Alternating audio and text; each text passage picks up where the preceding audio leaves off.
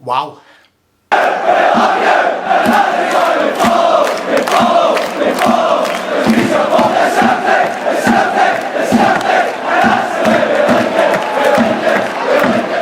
I don't know what to say. I did not expect this to happen. Wow, we've all been asking for it and we've got it. Our wish has been granted. Peter Lawwell is gone. Well, will be gone.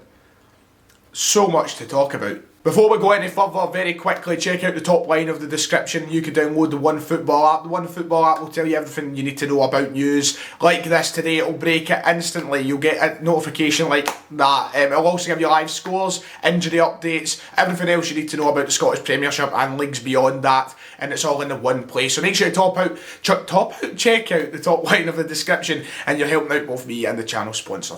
So some of us have struggled with sleeping patterns since lockdown happened, and we don't wake up till 12 o'clock. I'm not going to name names, but you know, some of us were a bit late to see the news today, and I woke up, first thing I see when I scroll through Twitter, Peter Lawwell is retiring from his role at the end of the season as Celtic's CEO, and wow, I was completely taken aback. I did not expect it to happen, especially not today. You know, if it was going to happen, I thought he would have waited until after the season, but no, we've announced it, we've got the news out, and it's something that Celtic fans can take as a positive for a change, rather than the overwhelming negatives we've had over the past few weeks. Now, I know there are plenty of supporters of Peter Lawwell and all the rest of it in the comments, so I'm going to give my very quick opinion towards all of that right now, just to get it out of the way. Look, there is no denying that Peter Lawwell has overseen a great amount of success at Celtic Football Club, and I think that we have to be appreciative to an extent for what he has brought to the club. The last 17 years we have completely dominated this country, and despite a massive cock-up this season, you know, some of the success we'll never see again. The 9 in a row, the quadruple treble. I know I'm starting to sound like one of them guys, but to be honest, just for one moment, I can sit down and appreciate that, and I can say thank you to that part of Peter Lawwell. But then at the same time, let's cut to the chase. This is a club that has been stagnant at a higher level for years. It's a club that has not progressed in Europe once. We are continuously moving backwards in Europe. We've got to a step now in the 10 in a row campaign where, as part of the season ticket, one of the promises was to make this a year to remember, make this a year that we'll go and get the 10, even though we're not in the stadium yet. Here we are 23 points behind. We're also a club who have alienated fans this season throughout numerous statements which have, you know, basically targeted fans and said, you know, we're entitled and all the rest of it. Look, this was something that had to change. Peter Lawwell was quite rightly in the position he was in. The fan pressure was, I would use the word, entitled. And changes had to be made, and I'm very happy it has come. So yes, there was a lot of positives, and as a business model, Celtic probably couldn't have been run any better than with anyone else. I think Peter Lawwell has done a fantastic job in that front, and look, Dermot Desmond, as the owner of the club, will look to Peter Lawwell and go, thank you very much. One thing that, you know, and I'll thank Zach for this on Twitter who done this, you know, he worked out that Brendan Rodgers' net spend was only a couple £100,000, if it was even that much, for example. This is a club that is in serious jeopardy of moving backwards in terms of our ambition, and we needed change. There's a huge statement from Peter Lawwell and kind of his words towards it, and of course as well we've announced who will be replacing Peter Lawwell in that position, so we'll come on to all of that in a minute. But look, here's some stats for you. Let's just talk about this right now. Celtic have never won a European knockout game once since Peter Lawwell became the Chief Executive Officer. Not once, not one. I believe it was 2004 he got that role, all those years ago, and we have never won a European knockout tie. Not once. We have made the Champions League group stages of, what, 3-4 times since he was appointed the CEO as well. You know, it's a club that we're not moving forward.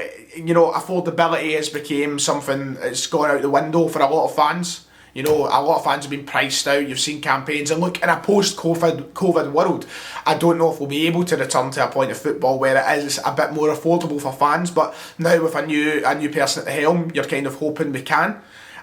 Look, there's a lot of things that will be good to see. Hopefully, fresh change, fresh ideas coming, and we needed this. We really did. Look, we bottled 10 in a row.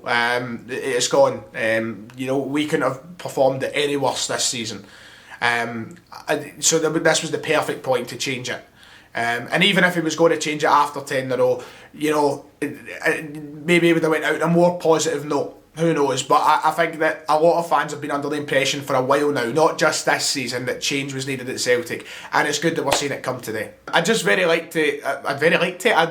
quickly like to add in that I believe we actually have won a European knockout tie, just the one. I just realised when I clicked stop there, just the one though, and it was, the year after Seville, so it's, when you think about it, it's basically still zero. So who is the successor? Well, we'll get onto that in a second. Look, this is just very much an instant sort of raw reaction to it all from me. There's a lot to digest, there's a lot to speak about, there's a lot up in the air, we don't quite know what to expect yet. I think we've got to sort of, let's sit down with the information that's been given to us and think about it all kind of logically. So we'll be talking about it a lot more in depth, I imagine, on Sunday on the podcast in the channel, so make sure to check out that. But we do know who the successor is going to be. It's going to be Dominic Mackay, who I'm very excited to see become the CEO, and I think, to be honest, I think every candidate or every person we could have potentially got to become the new CEO would have brought a sort of excitement, just because it is something new. But look, a man who's had a very successful run as the Chief Executive Officer of the Scottish rugby team, as the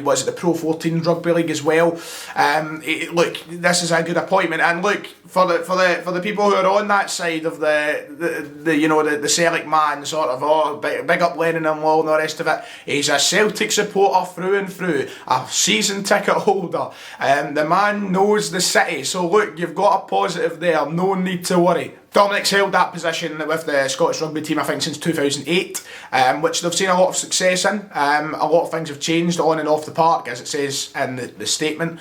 Look, I'm not a massive rugby fan, so I'm not going to sit here and pretend that I know everything and I'm an expert now on all things Dominic Mackay and all things Scottish rugby. Look, that would be the worst thing for me to do. I would need to do more research into it. But look, as a Scotsman who does have the papers and read the news, see the news, I know that the Scottish rugby team has went through a lot of successes over the past wee while. So look, there could only be a good appointment, and a younger, fresher face at the club, hopefully with the right ideas. And look, Peter Lawwell is apparently a Celtic man, but with another Celtic man coming in, hopefully there is ambition there to actually take the club forward on a bigger scale. Let's not just make the end goal to be Scottish champions every year. Let's get back to challenging in Europe. Let's get back to going and going far in these competitions. Make a name for ourselves. Let's make Celtic as a club that players want to come to and stay at.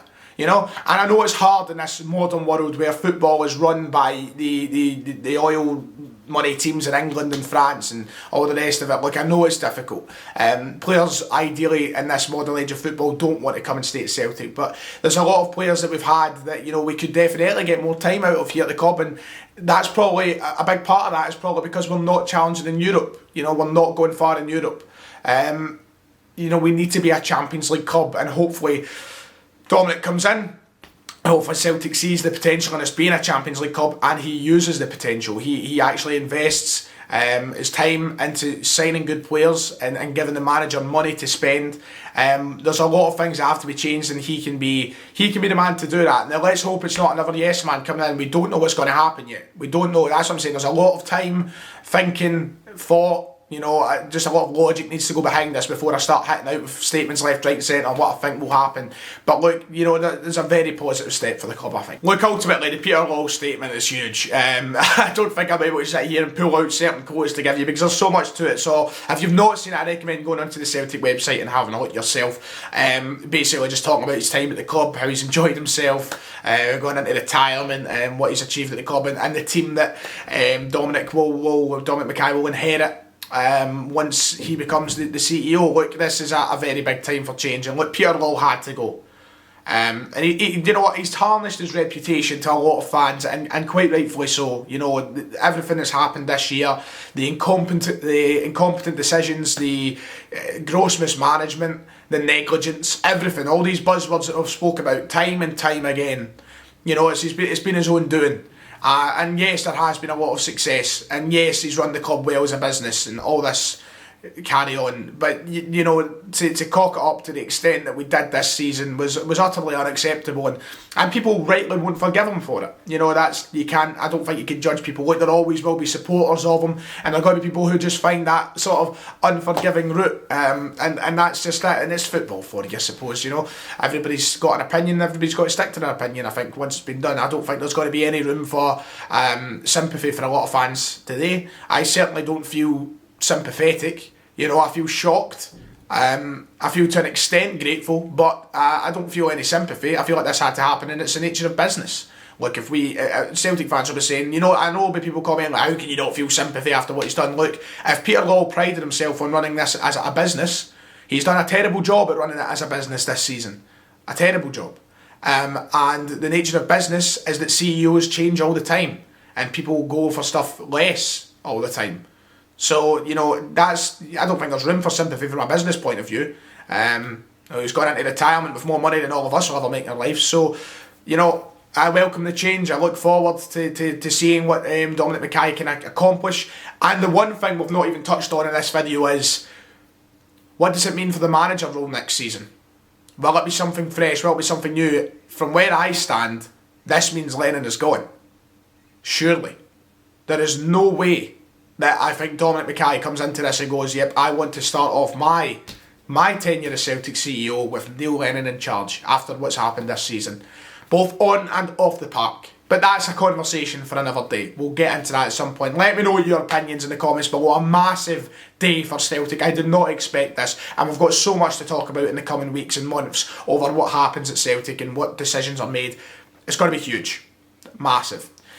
As said, leave your thoughts in the comments below, and I'll see you all next time.